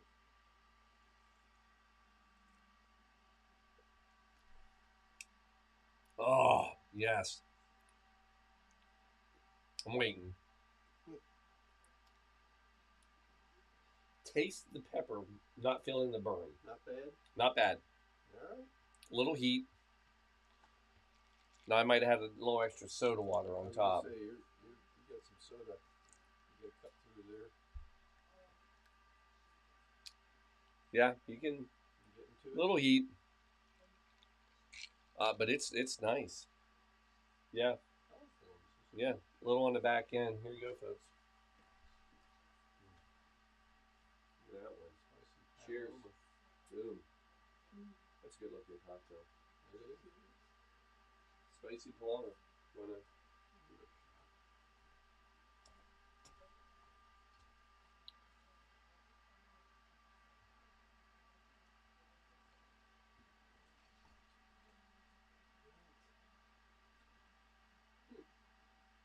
Yeah, you can taste the peppers, but it's not like a killer yet.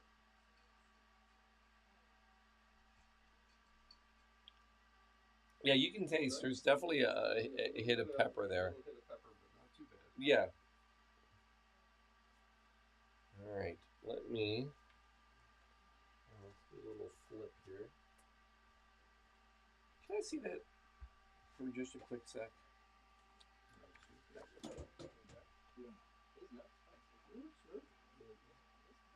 I'm shocked. Yeah, not bad.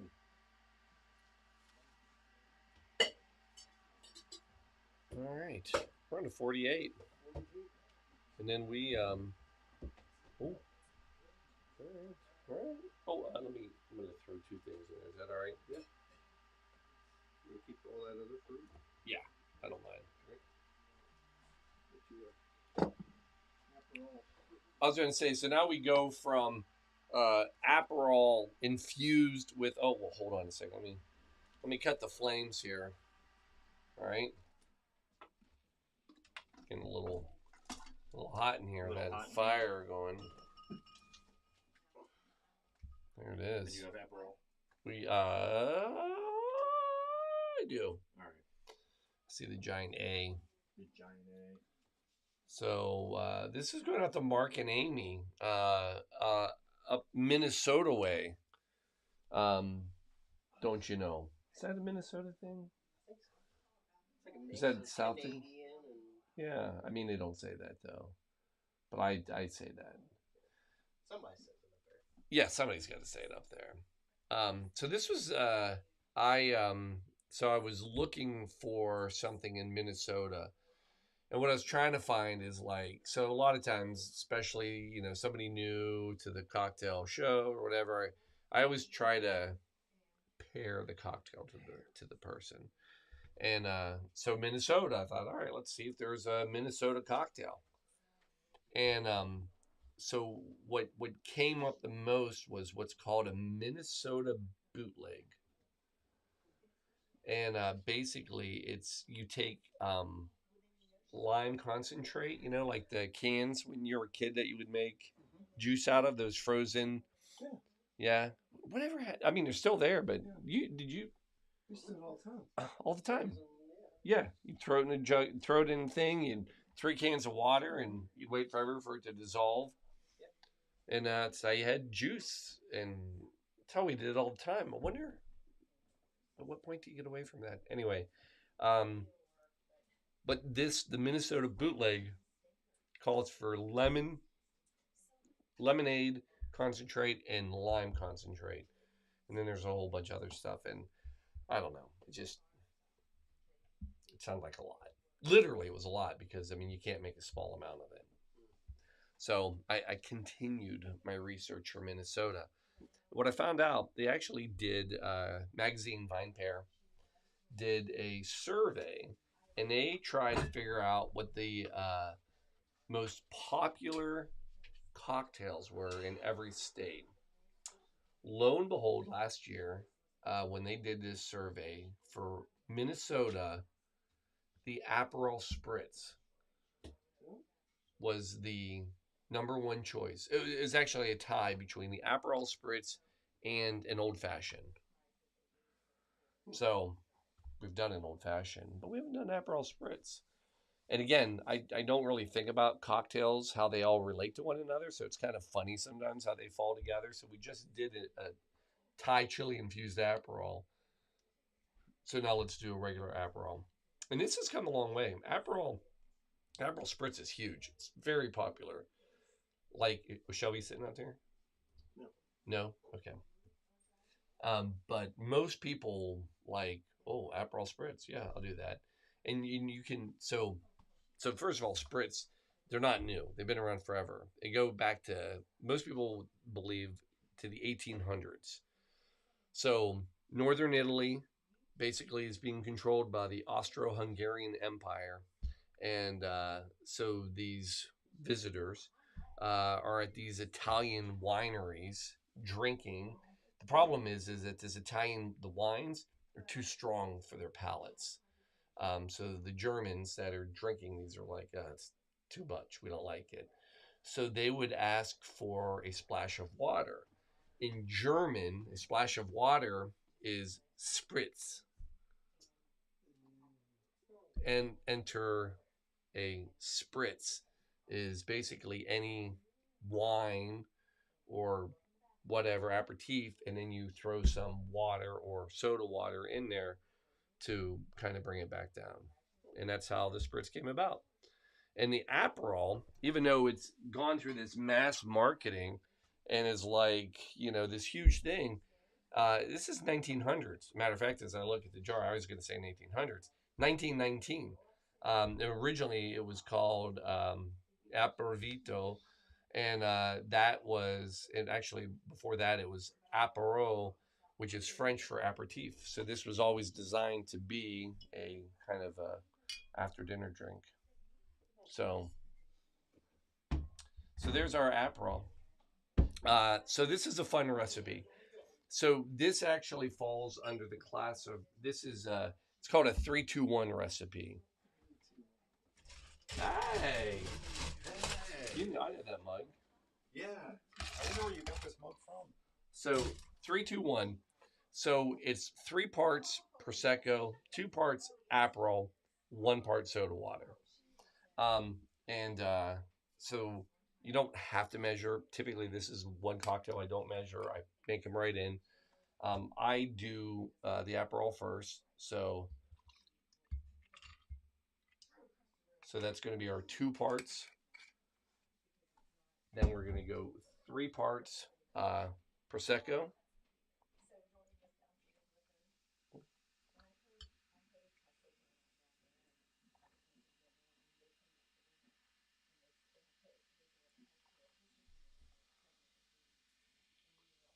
And then 1 part soda water.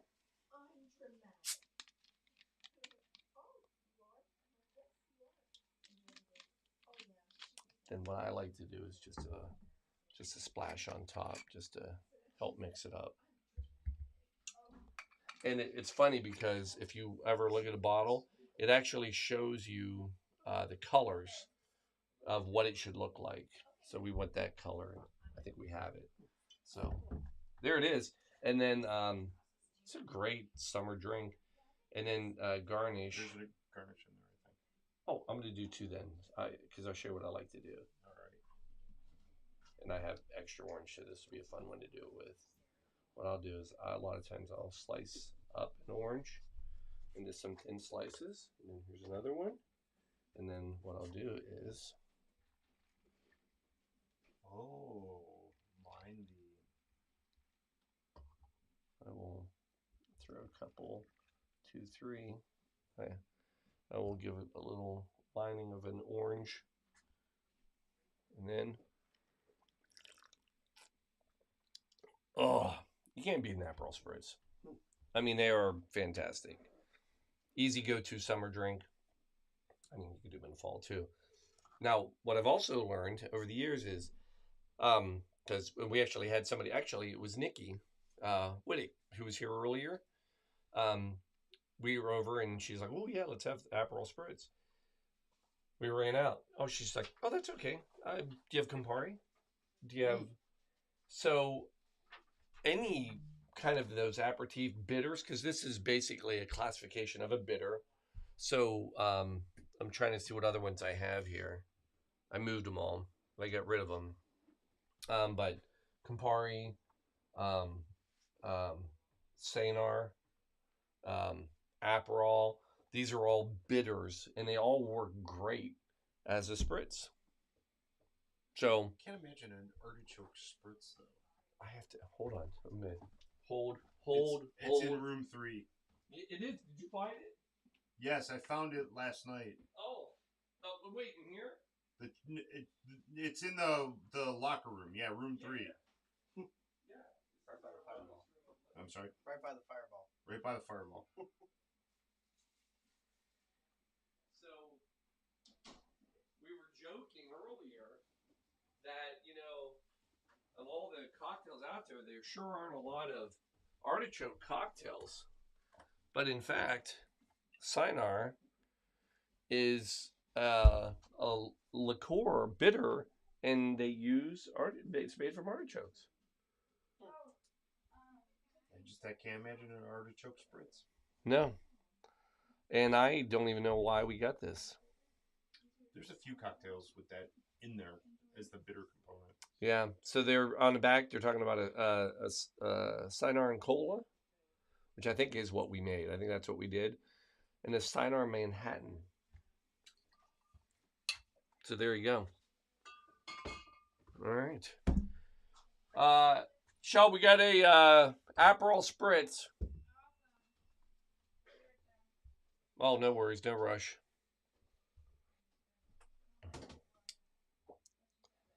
We are. I need to charge my. Let me see if we have anything. We're getting we are at 8. So we should. We should. Hey, Kelby. I know. Peggy. Kelby bought a 1 ticket for the raffle. So there's another one. Oh, hold on. We've sold some more tickets. All right, hold on. Here we go. Can you go all the way back to Downey and then make sure I have everybody? Yeah, hold. All right, folks, we're making sure everybody. New order. All right. We're trying to make sure everybody. Do you have? Yep, Donna Downey. Okay. And she got 5. Yes. All right. Hold. Then the next one after that. That's not one. We have Jessica Lopez. Okay. You have her. Yep. 5. Then after that, we have Michelle Fabian. Go, Michelle. Spell the last name. Fabian. Yep, my sister. Oh, is that your sister? That is my sister. Oh, well, thank you, Michelle, out of New York. How many for 5? 5. I mean, how many for Michelle? Michelle. Yeah, Michelle. 5. Okay.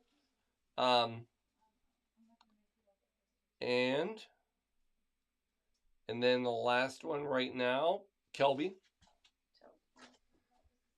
Kelby got 1. And then we're caught up. Okay. And then we just got, I just got a cheers. We're halfway there. Thank you, Kathy. Yes, we are. We are halfway. We are officially halfway there. We're at 49. Pretty good. Not bad. I mean, 1 off. That's not bad. That's pretty solid. So we're at 8. I think what we do, Alan, is we'll put it to video. Let's let people. I'll throw it. I'm right here. And folks, we're gonna give a. Hold on. Let me get back here. Every once in a while, we like to put a video up for 2 reasons. One, we like to share a different look at what we do, how we do it, how it all happens, and the other reason, it allows us to eat. So yeah, I mean, there it is. That's the inside scoop. So enjoy this little video as we get ready to go into the final push, the last 12 hours.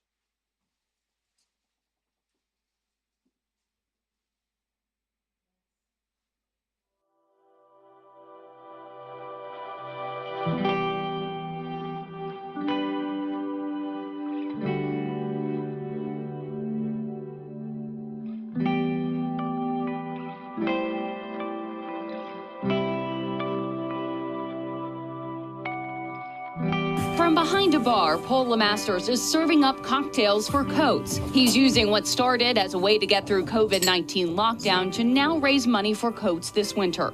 I'm naive in many ways. And when we first did this and we started, you know, they got more and more. And I thought, well, we're gonna run out of people to give coats to. And you don't, because every year somebody needs a new coat. 12 years ago, he started the LC Coat Drive, though it's grown into quite the operation, donating 5,000 new coats to St. Vincent de Paul most recently. When it started, it was just a family affair. This started off really with teaching my kids the art of giving back. We did 4 coats one year. 4 coats, and we bought new coats, took them to St. Vincent de Paul. I wanted my kids to see what that was like. And it stuck. He didn't expect the reaction 1 year later. And the next year, my kids kind of threw it back at me and said, hey, are we giving more coats this year? No, what do you say? No. So you said, yeah, of course we are. And we're going to do a little bit more.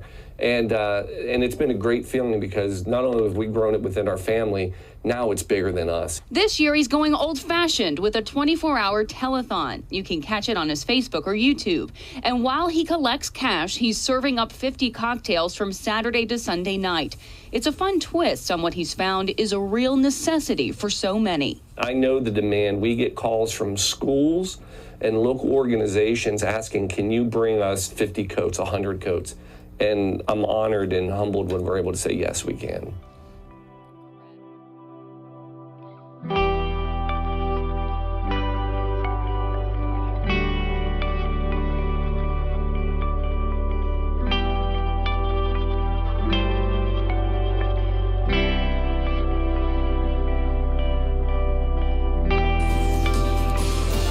As we move into winter, St. Vincent de Paul is gearing up to help the less fortunate. Fox 19 Now's Jordan Valines is live at the West End YMCA with how folks can get a free coat today, and the time is now, right?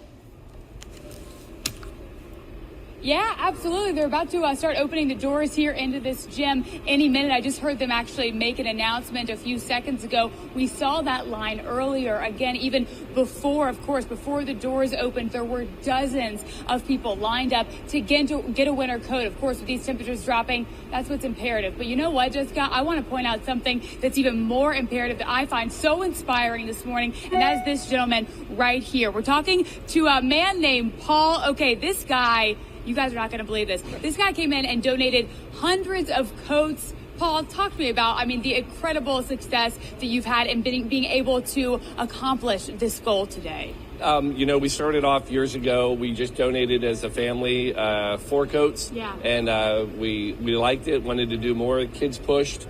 And so we just, every year we grew it, and I started asking for people to donate money. Right. And so we raise, almost $20,000 every year. Wow. And then we go to Old Navy and we buy new coats. And this was our largest year. We were able to buy 750 brand new coats, and then we bring them down and give them away. Paul, the miracle maker, right here on this Saturday morning. Thank you so much, Paul. I'll toss it back to you guys. But, we did talk with Paul earlier, so you're going to be able to hear from him throughout the day and also on tonight's newscast as well. For now, reporting live, Jordan Valines, Fox 19 Now.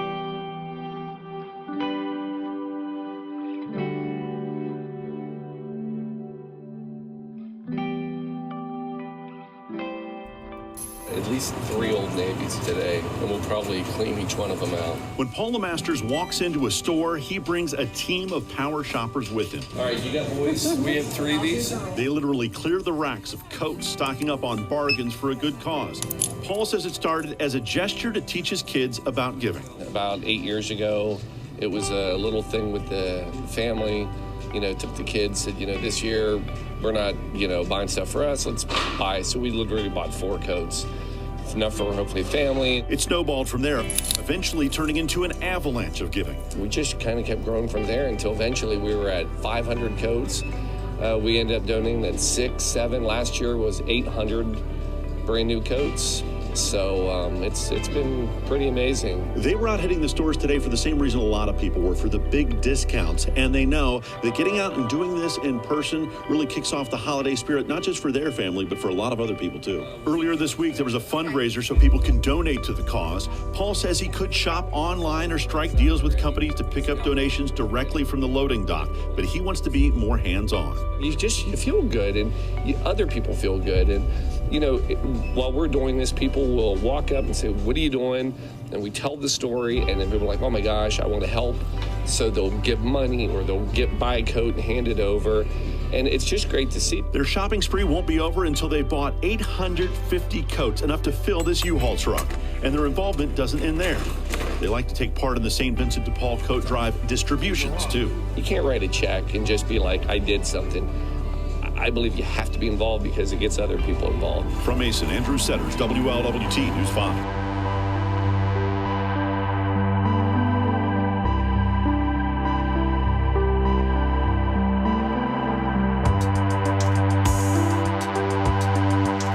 Shout out to everybody who donated.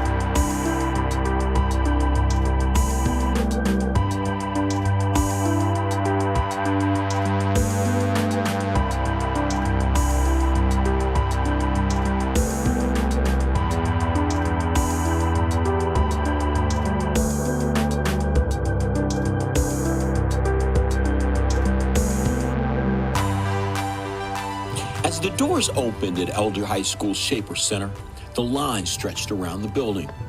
After a year of smaller events, this return to the St. Vincent de Paul coat distribution warmed hearts by sharing a warm coat with our neighbors in need. That's all that our mission is about. We're all about that personal connection. So this is one day we're able to, fortunately, be able to help out hundreds of people, but St. Vincent de Paul, we're helping people every day, not just these distribution events. In 3 distributions across the region, St. Vincent de Paul will provide coats for about 4,000 people. Each donation, a heartwarming gift, neighbor to neighbor. I'm honored to help, but more I'm humbled and grateful for, you mentioned last year was a difficult year, the generosity that people have shown us that allow us to move this forward. The LeMasters family have been longtime donors to this coat drive. This year, they brought in almost 2,000 coats to help someone else fight the winter cold. We have about 25, 30 people that help us throughout the year now to be able to raise the money, to be able to get the coats, to be able to sort them, to deliver them. It's beyond us. Brian Hodgman and his son Corey volunteered to shop and sort and do whatever needed to be done. From one neighbor to another, personal shoppers connected, finding the perfect coat, sharing the warmth of the season in the tri-state.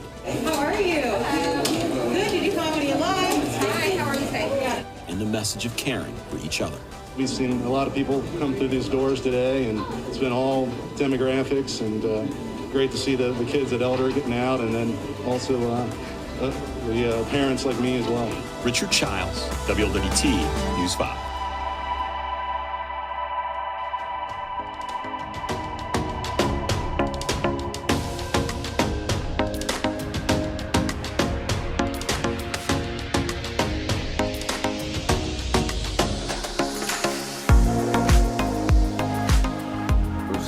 This has been a family outing event that we've been doing for years, and it's been great to see Max and Chloe not only help every year and do more every year in this event, but also bring their friends and watch them grow as they've done this. They have definitely given us the hands-on from the very beginning when it was going and shopping on Black Friday with the U-Haul to now where they bring their high schools. Shout out to Elder, shout out to Seton, and they come and spend what was a very cold day, again doing all the behind the scenes work to get these coats ready for all the schools.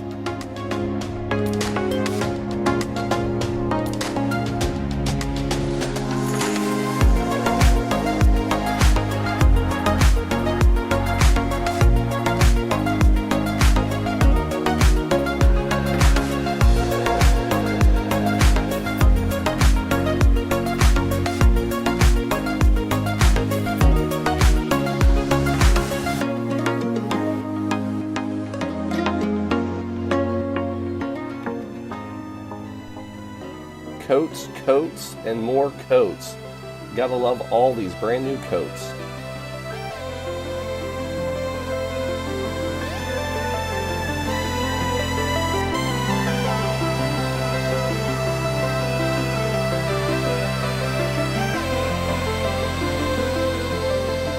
And from pallets and boxes to bagged coats that are all now part of our inventory, we now get ready for the final part, and that's getting to deliver these coats to a lot of schools, a lot of organizations, a lot of kids and a lot of adults that will walk away with a brand new coat. So not only shout out to everybody that helps us behind the scenes get it ready, shout out to everybody out there who helped to donate and give us the funding so we're able to do it.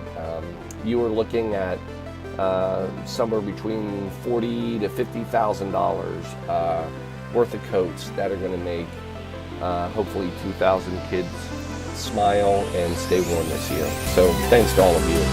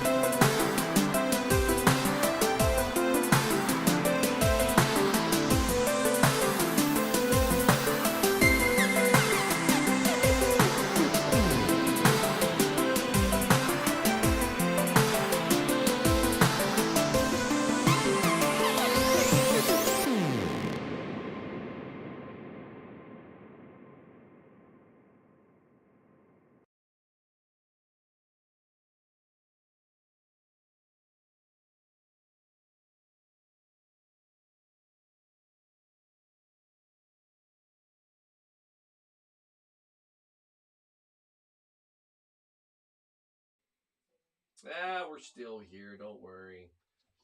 I know we have this little process we go through every couple hours. You get a little video, hear what we're all about, and then we have to do this reset. So, 2 minutes. It really won't be 2 minutes, but we'll be right back. Stay tuned. We're halfway there, people. Be right back. We gotta, we'll be back.